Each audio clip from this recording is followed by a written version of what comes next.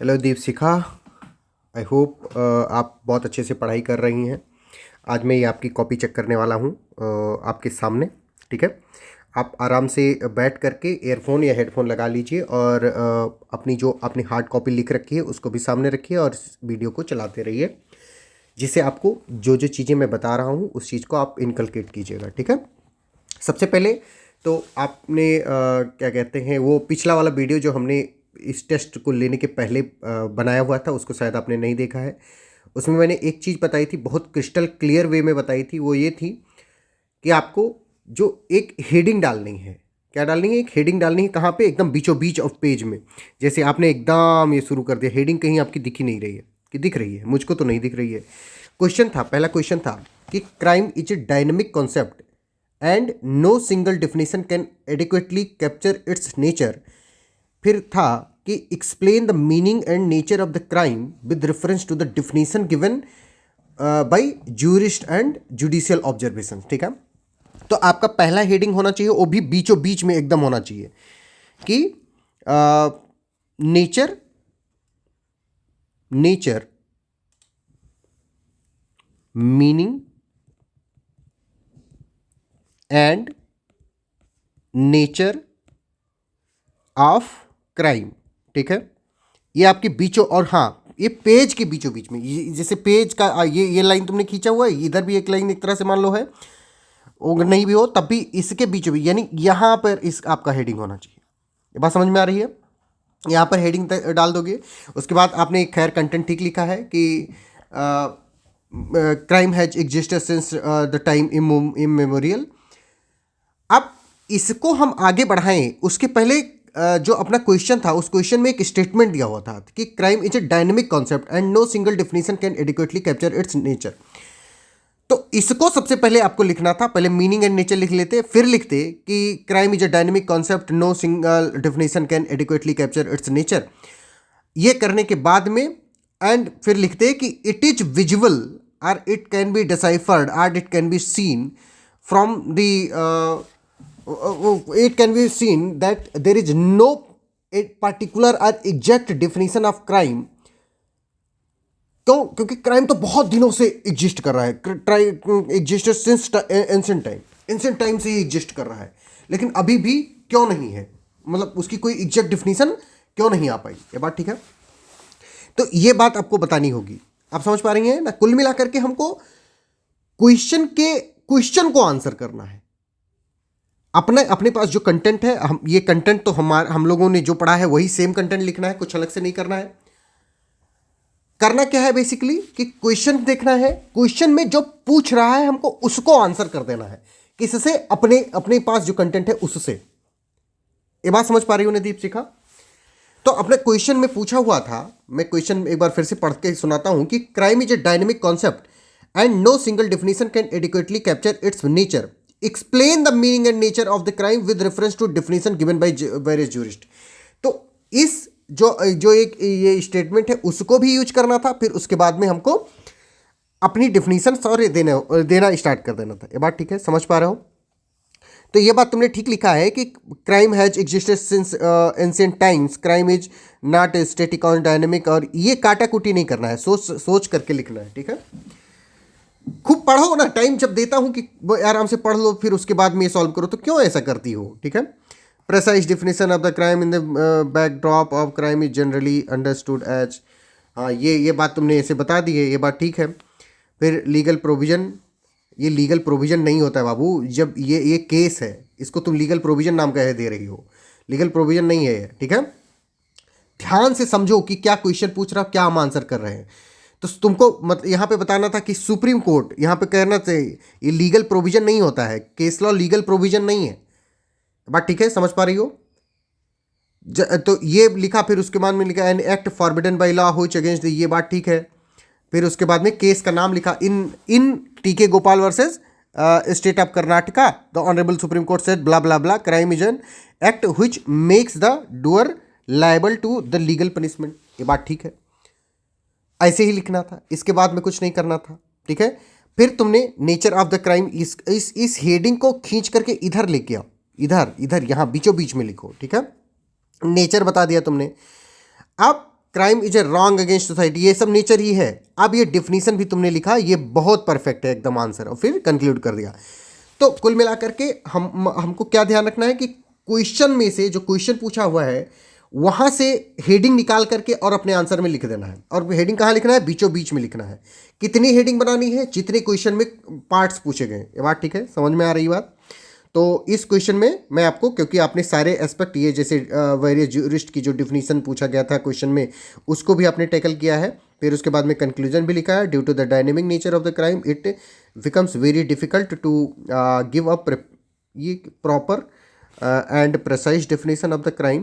Therefore the definition of crime must adopt to the changing nature of the, हाँ ठीक है, good, बहुत बढ़िया। तो इस अगर इतना बढ़िया से लिख दोगी और हेडिंग वेडिंग भी प्रॉपर, क्योंकि अब तुमने सब कुछ अच्छे से किया है, तो ये 10 नंबर का क्वेश्चन था। तो इसमें तुमको कितने नंबर मिल जाएंगे? अगर तुम विजिबिलिटी भी थोड़ा बढ़ा लो, जो ये है मतलब मैं जो हेडिंग की बात कर रहा हूँ, हेडिंग अगर प्रॉपर डाल दो और ये छोटे छोटे चीज़ों को अवॉइड कर ले जाओ, तो तुमको इसमें मतलब बड़े आराम से 8 नंबर मिल जाएगा। मैं और 8 नंबर में दे भी रहा हूँ तुमको, ठीक है।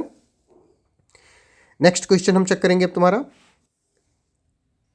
क्वेश्चन था explain the essential elements of crime under the Indian penal code, discuss the principle actus non facit reum nisi mens sit rea and its relevance in modern criminal jurisprudence. तो इसमें भी बाबू देखो, तुम हेडिंग क्यों नहीं डाल रही हो यार?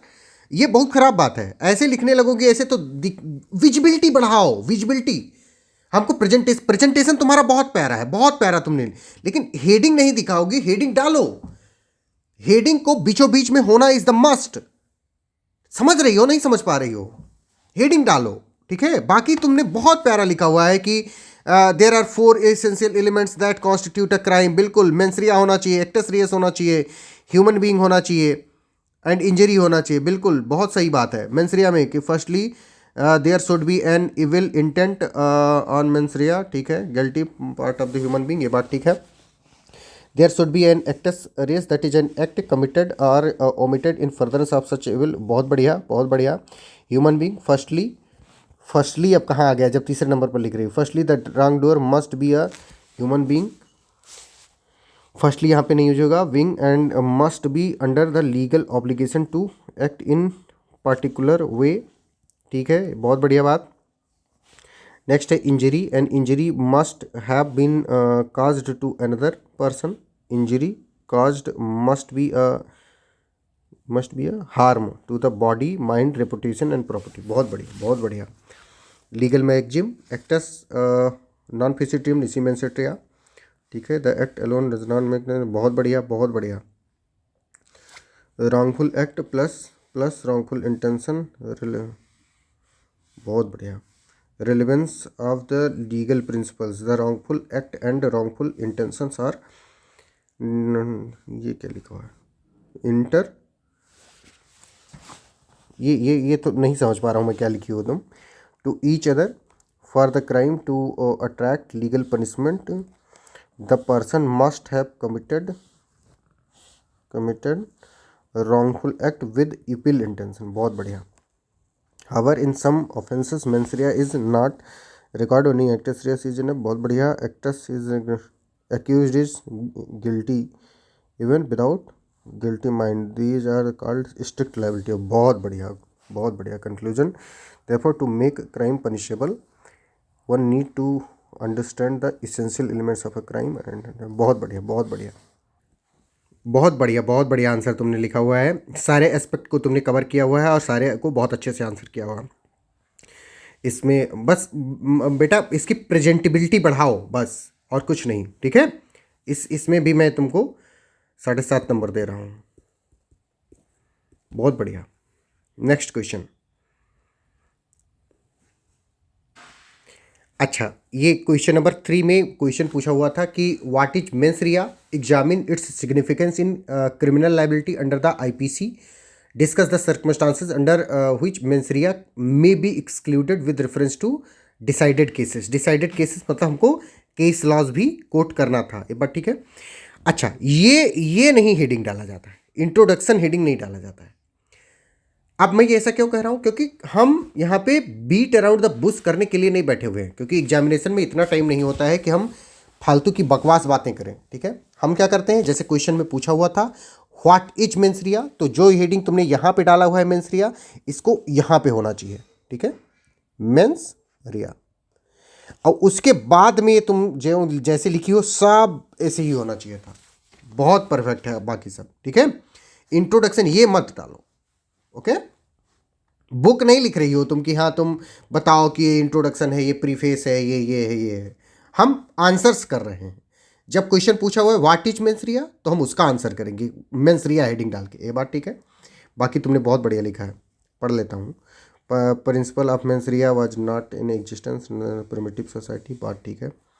Responsible weather he acted innocently established section 15th century, however it was fully established during as an essential ingredient of the crime after that। बहुत बढ़िया, बहुत बढ़िया दीपशिखा, तुम बहुत अच्छे से पढ़ी हो।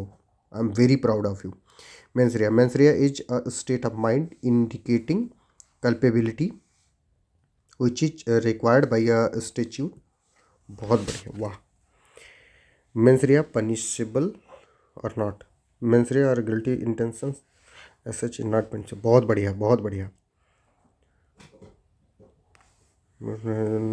cannot be but the court must take some further step। बहुत बढ़िया। Different sects of mens rea, different sects of mens rea, intention होना चाहिए। इंटेंशन है, ये क्या लिखा हुआ है, ट्रांसफर्ड, ये ट्रांसफर्ड लिखा हुआ है ना शायद, transferred intention, motive, recklessness, negligence. Significance of mens rea in criminal liability, mens rea acts as a foundation of the criminal responsibility, ensures that only blameworthy conduct is punishable।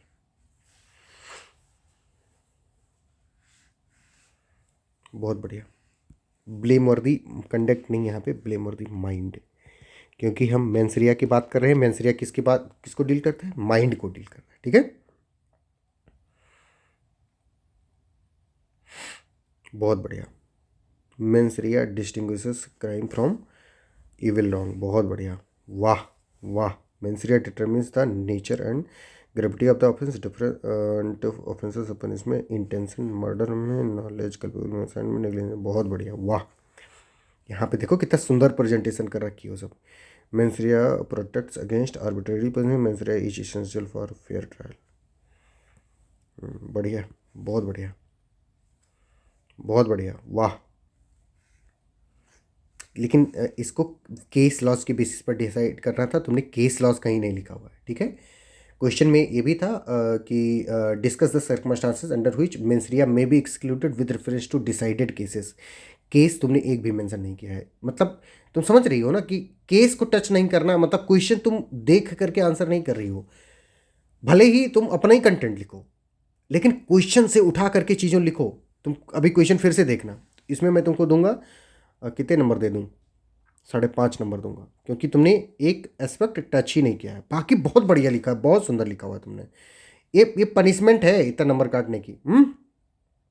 Next question is explain the concept of actus reus, how does actus reus differs from mere intention, illustrate your answer with suitable example from under IPC, ठीक है। इसमें actus reus, concept of actus reus, ये actus Reis भाई heading तुम नहीं डाली हो किसी में। अब ये अगले टेस्ट से तुम्हारी हेडिंग सब प्रॉपर पड़ी होनी चाहिए, ओके। एक्टस एक्ट और डीड, बहुत बढ़िया है। केनी कहते हैं such result in human conduct which the law seeks to prevent, बहुत बढ़िया। Different actus reus and mens rea, actus reus legally punishable, mens rea से नहीं, इंटेंशन से, मेयर इंटेंशन, बहुत बढ़िया, ये ठीक है। Mayor intention is the first stage of वाह, बहुत बढ़िया। इलस्ट्रेशन दे दिया तुमने। अब देखो जैसे तुमने ये बहुत बढ़िया किया हुआ है, क्योंकि उसमें कहा था ना illustrate your answer with suitable examples under the IPC, बहुत बढ़िया तुमने किया हुआ है। ये intents to kill be no offence, बहुत बढ़िया।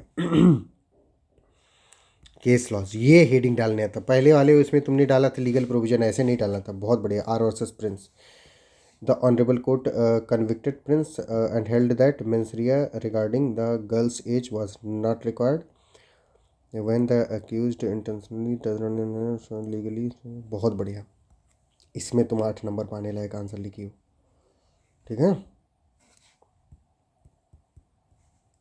वाह, बहुत बढ़िया दीपशिखा। दीपशिखा, आई am very proud of you बेटा, बहुत बहुत अच्छा लग रहा है मुझको तुम्हारी कॉपी चेक करके, ठीक है।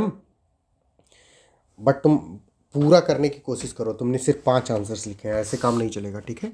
और मुझे लगता है कि तुम एक एक आंसर को बैठ बैठ करके ज़्यादा टाइम दे दी होगी, ऐसा भी नहीं करना है। मतलब टाइम को एकदम इतने हिसाब से एलोकेट करना है कि हम सारे क्वेश्चन को अटेम्प्ट कर लें। उसकी थोड़ी क्वालिटी गिर भी जाएगी तो चलेगा, ठीक है, बट अटेम्प्टेड रहेंगे बहुत ज़रूरी है। IPC Indian penal code question था, discuss the extent and territorial application of the Indian penal code, explain the intra territorial and extra territorial operation of the IPC with the help of statutory provision and case laws. Statutory provision और case law हमको दोनों लिखना था। अब देखते हैं कि तुमने क्या क्या लिखा हुआ है बात, ठीक है। Question number 5, IPC Indian penal code applies to the whole of the Indian including Jammu and Kashmir, बहुत बढ़िया, Ladakh also after Jammu and Kashmir, ठीक है। इंट्रा टेरिटोरियल ऑपरेशन, ऑफेंसेस नहीं ऑपरेशन लिखना है, ठीक है। Every person is liable if an offence is committed, ठीक है, देयर इज अ डिस्टिंक्ट, ठीक है, ये भी बढ़िया है। सेक्शन 2, एवरी पर्सन इंडियन, बहुत बढ़िया। There is no exception in the, ठीक है, बहुत बढ़िया। फॉरेन सॉवरेन डिप्लोमेट एलियन, बढ़िया। केस लॉ लिख दिया तुमने, Mubarak Ali. Jurisdiction based on, ठीक है। एक्स्ट्रा टेरिटोरियल ऑफेंसेस, ये तुम इधर शिफ्ट कर दो, ये हेडिंग को थोड़ा इधर की तरफ शिफ्ट करो, यानी बीचों बीच में होनी चाहिए हेडिंग, ठीक है, इससे विजिबिलिटी थोड़ा सुंदर लगता है। Section 3, an act done outside India which would be the offence Indian punishable in India, बढ़िया है। Section 4, this section reiterates that IPC applies to any Indian citizen communities anywhere outside India, बहुत बढ़िया। Any person on Indian registered, ये भी ठीक है। Any person outside India community, ठीक है। एग्जाम्पल तुमने दे दिया है। एक committed offence in Pakistan but being, ठीक है। लैंड हाई सी एयरक्राफ्ट, कंक्लूजन हो गया तुम्हारा, बहुत बढ़िया, बहुत बढ़िया, बहुत बढ़िया आंसर लिखा है तुमने।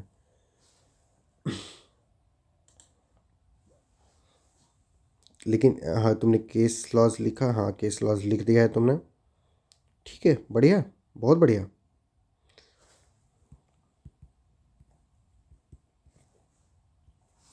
बहुत बढ़िया दीपशिखा। अब तुमको मैं कुछ कुछ ज्ञान बताने वाला हूँ, ये ध्यान से सुनो, ठीक है दीपशिखा।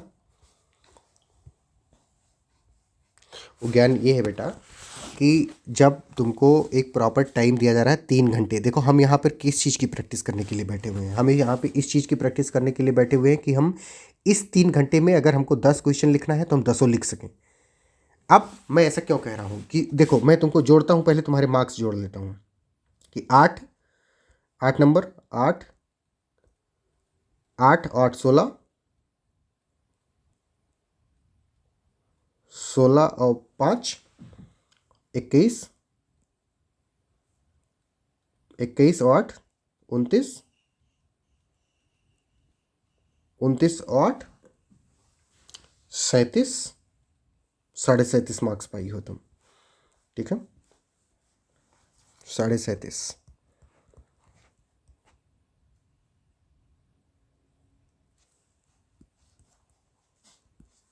साढ़े 37/100, 100 में से 100 मार्क्स था, ठीक है। अब मैं तुम्हें एक बात समझाने वाला हूँ, वो बहुत इंपॉर्टेंट बात है, उसको अगर समझ गई तो बहुत मतलब बहुत बड़ी अच्छी बात होगी। पहली बात, हमारा ऑब्जेक्टिव क्या है, ये टेस्ट लेने का, तुम्हारा ये टेस्ट सीरीज ज्वाइन करने का ऑब्जेक्टिव ये है कि तुम आंसर राइटिंग को विद इन टाइम करना सीखो, विद इन टाइम। अगर मान लो कि अभी एक हाइपोथेटिकल सिचुएशन लेता हूं और तुम्हें समझाने की कोशिश करता हूं कि तुमने अभी 5 क्वेश्चन अटेम्प्ट किया, कहो हाँ 5 क्वेश्चन अटेम्प्ट करके तुमको 7.5 नंबर मिला। अगर मान लो कि तुमको इसमें पाँचों में 10 में से 10 नंबर यानी मिल जाते, यानी 50 मिल जाता, इससे ऊपर तो नहीं मिल सकता ना, पॉसिबल ही नहीं, क्योंकि मैक्सिमम मार्क 50 से 5 क्वेश्चन का। लेकिन अगर तुमने 10 क्वेश्चन किया होता और हर क्वेश्चन में तुमको 10 में 10 ना मिले होते, हर क्वेश्चन में तुमको 7 नंबर मिले होते, ठीक है। तुमने एकदम परफेक्ट आंसर नहीं लिखा, तुमको मतलब 10 आउट ऑफ 10 नहीं मिला हर आंसर में, तुमने एवरेज आंसर लिखा और तुमको 7 आउट ऑफ 10 मिला, लेकिन कितने में, पूरे 10 क्वेश्चन में, तो तुम्हारा मार्क्स 70 मार्क्स आएगा। अभी तुम्हारा मार्क्स इस अगर 10 आउट ऑफ 10 मिला और तुमने सिर्फ 5 क्वेश्चन अटेम्प्ट किया तो 50 मार्क्स मिला। तो हमारा अल्टीमेट पर्पज है मैक्सिमाइजेशन ऑफ द मार्क्स, और वो कैसे आएगा, जब हम लिमिटेड अमाउंट ऑफ टाइम में सारे क्वेश्चन को अटेम्प्ट करेंगे। अगले टेस्ट से विद इन टाइम, अच्छा टेस्ट को कैसे अटेम्प्ट करोगी, जब भी अटेम्प्ट करने बैठोगी एक स्टॉप वॉच लगा दोगी और उसका अलार्म लगा दोगी 3 आवर्स का, और इसके बीच में ना टॉयलेट करने उठना है, ना खाना खाने उठना है, ना चाय पीने उठना है, ना मम्मी बुलाएं तब उठना है, कुछ नहीं करने उठना है। 3 घंटे जब तक पेपर का हर एक आंसर सॉल्व नहीं कर देती हो तब तक उठना नहीं है। और अगर 3 घंटे में तुम सॉल्व नहीं कर पाती हो तो जितना कर पाती हो उतने पे ही छोड़ देना है, मतलब खुद से चीटिंग नहीं करनी। मतलब तुम मान लो 12:01 पर अपना स्टार्ट किया दिन में, और 3:01 पर तुमको बंद कर देना है। अलार्म लगा दो, 12:01 से लगा करके 3:01 तक का एक अलार्म लगा दो, स्टॉप वॉच चलती रहेगी, और जैसे ही टाइम बीतता है तो लास्ट वर्ड जो तुम लिखोगी वो 3:01 पर लिखोगी, इसके बाद वर्ड नहीं लिखोगी, ठीक है। ये रूल अगर बेटा फॉलो कर ली तो फिर कोई भी शक्ति इस धरती पर नहीं है जो तुमको बहुत अच्छा मार्क्स लाने से रोक सके। बात ठीक है, चलो best of luck, next test में मिलते हैं फिर, बाय बाय।